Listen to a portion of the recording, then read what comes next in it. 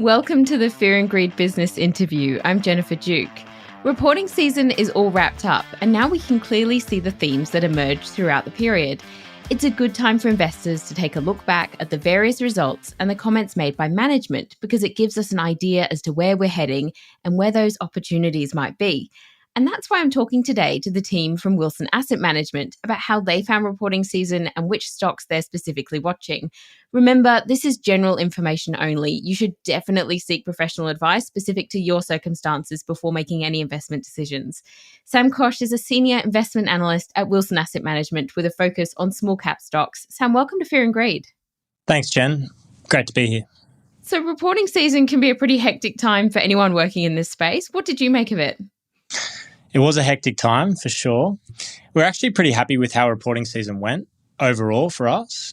Going back probably a couple of months ago, we had a couple of interviews with yourselves as well, and we're talking about how we were trying to position for the eventual recovery in consumer-related names and sort of more cyclical names in the housing sector as well. And look, to be honest, eventually that actually sort of helped performance over the month of August.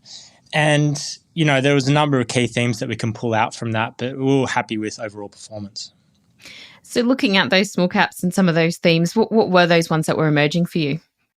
Key couple for us were clearly the consumer discretionary exposed names. So there's actually quite a large cohort of consumer discretionary stocks within the Small Ordinaries Index in Australia, and they've been largely forgotten about or largely ignored by the market as a whole over the last 12 months, really driven by, I guess, fears around, an impending consumer recession. We did a bunch of work, and this, I guess, relates to the cyclical exposure that we took on.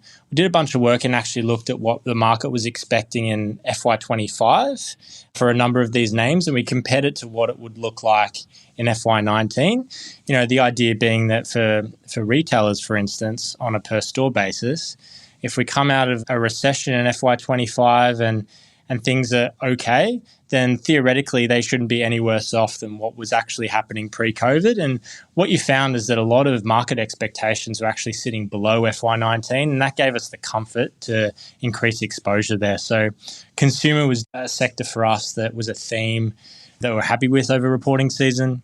Stocks involved there were Nick Scali and Universal Stores, and then obviously housing exposure went well as well. And let's dig into housing a little bit because we're all obsessed with real estate and what's going on in the construction industry. It's just fascinating. Can you give us a bit of a rundown as to which companies specifically you were looking at and what you were surprised by? Yeah, definitely. So there's a couple of stocks there, for instance, Boral and Mars Group that the portfolio benefited from. Again, similar to the consumer retail exposure that we had in the portfolio, there was a lot of negativity going into the last sort of 6 to 9 months about the impacts of increasing interest rates and inflation on the sector. And we're taking a view in line with our investment process of identifying undervalued growth companies with a catalyst. We're trying to identify companies that effectively can grow on the other side of the cycle and maybe where expectations were a little bit too low going into it. Boral was one of those. The new CEO there is doing an excellent job turning that business around. It's a business that's been around in Australia for a very long time, and the new CEO is doing a great job. Mars Group, the same. It's exposed to the housing sector, regional New South Wales. People were worried about the cash flow numbers going into August, and they're actually positive surprised on that front versus market expectations. Definitely. And the other two topics that we're always talking about is technology and AI. Were there some themes in those sectors that sort of emerged for you through reporting season? Definitely. These are another two strong sectors, or a sector as a whole that did very well. Unprofitable tech is always a talking point. And when a couple of companies start to speak to, I guess, a better earnings profile, taking out costs within their business to really accelerate profitability ahead of what the market is expecting, those shares typically outperform. SiteMinder is an example of that. Tyro, we're seeing consensus upgrades there as well. And then furthermore, on the AI front, NVIDIA is the story of this calendar year in the US. It's really having ramifications in two of the stocks that we have in the portfolio at the moment, which is NextDC and Megaport, who have their own reasons for why they're actually rallying at the moment. So, pretty positive overall. Stay with me, Sam. We'll be back in a minute.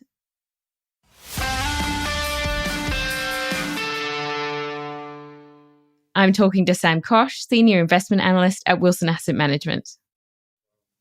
So it has been very busy, and I want to look, some of that is already kind of looking to the future, to be honest. Our AI stories are perennial, but I want to kind of have a bit more of a dig in around other things that you're looking at for the next part, like for the rest of the year going forward. What other areas are there of the small cap market that you're liking right now? There's three key sectors and areas of the market which I think the market could definitely spend a lot more time looking at and identifying opportunities in.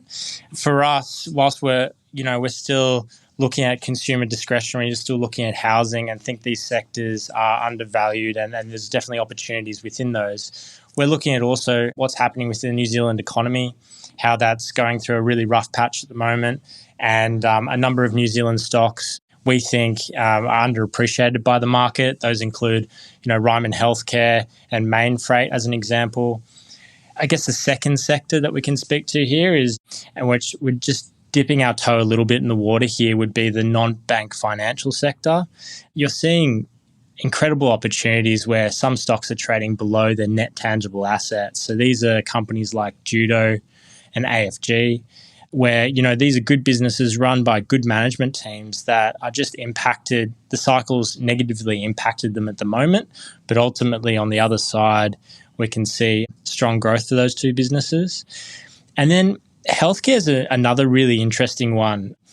The portfolios thankfully benefited from a number of takeovers recently, being, Estia Health, Silk Lasers, and Healthier. It's interesting that the market isn't really giving these businesses the benefit of the doubt that margins will revert back to pre-COVID. However, there's been a number of takeover offers lobbed at companies within this sector. So, fertile hunting grounds.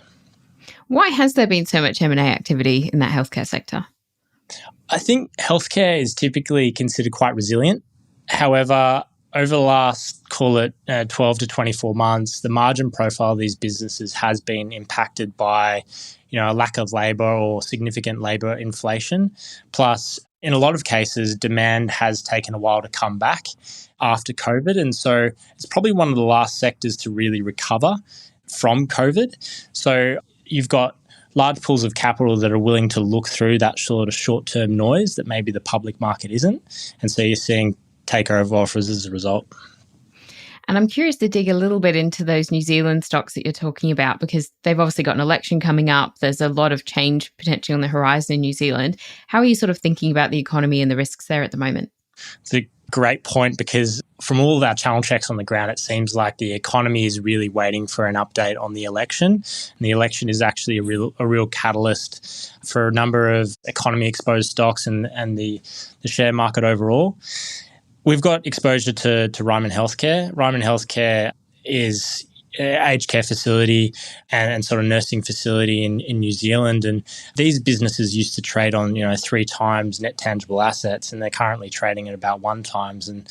And what's really driven that is effectively over the last 6 to 12 months, the housing market's come unstuck in New Zealand as a result of inflation, rising interest rates, and that has a dramatic effect on their business model.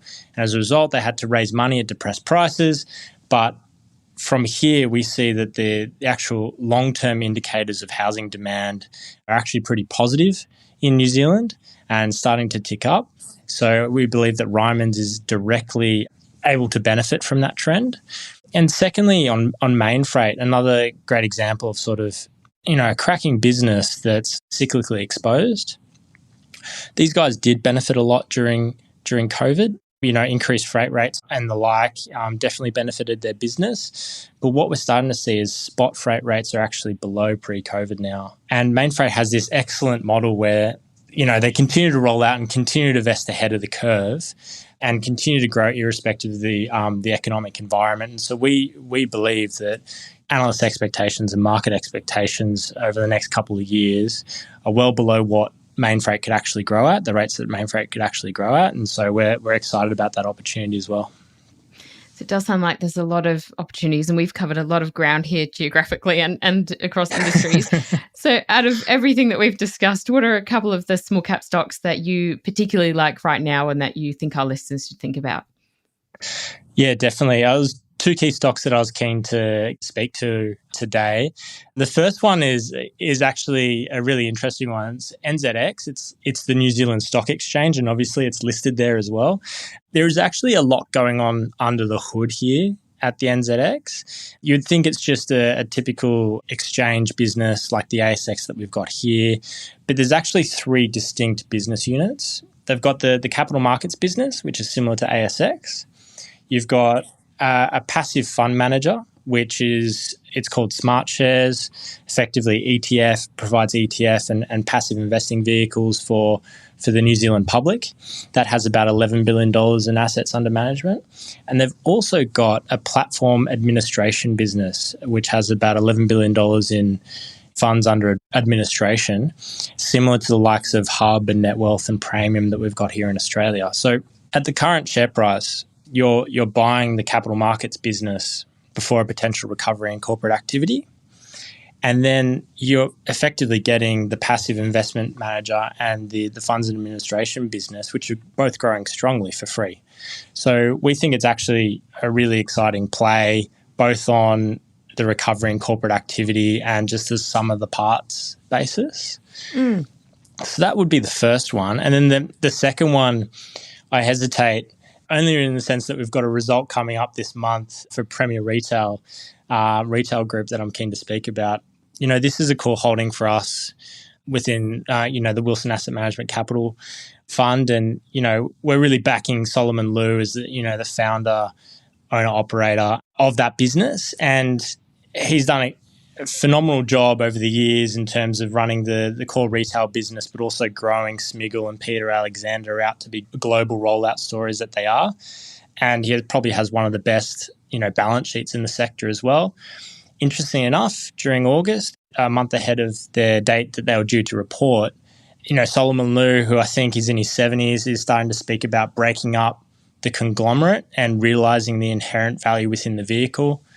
Premier Retail owns stakes in Breville and Myer, has, significant global rollout opportunities in Smiggle and Peter Alexander, and a core retail business that's going quite strongly. It's one of those ones that we're happy to back, especially as the market's underappreciating the sum of the parts business here at Premier Retail. Definitely plenty for everyone to dig into there. Look, Sam, thank you so much for talking to Fear and Greed. Thanks, Jen. Really appreciate it. And that was Sam Koch, Senior Investment Analyst at Wilson Asset Management. This is the Fear and Greed Daily Interview. Remember, this is general information only, and you should get professional advice before making investment decisions. Join us every morning for the full episode of Fear and Greed, Australia's best business podcast. I'm Jennifer Duke, economics correspondent for Capital Brief, and filling in for Sean Elmer. Have a great day.